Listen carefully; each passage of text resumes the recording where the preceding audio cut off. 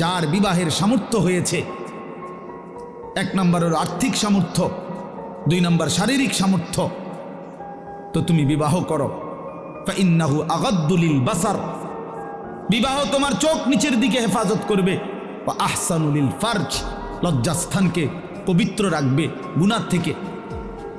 Oman লাম ইয়াস্তাতি, আর যদি কেউ এই মুহূর্তেই পারতেছো না, পরিবেশ পারিপার্শ্বিকতা সব মিলাইয়া বিবাহের সময় এখনো হয় নাই, কিন্তু নিজের যৌন চাহিদা আছে, নিজের ভিতরের কামনা বাসনা আছে, এটা তো বন্ধ করে দেওয়া যাবে না। এমন কোনো ট্যাবলেট দিয়া বেলে যে তার যেন আর কোনো শারীরিক কোনো যৌন চাহিদাই যেন না থাকে, এমন ইঞ্জেকশন দিয়ে দেন না, তাহলে তো মুশকিল, এটা বিপদ।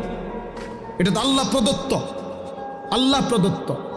অতএব যদি কষ্ট হয় যৌবন ধরে রাখতে, তাহলে ফাআলাইহি বিসসাওম, রোজাই রাখো,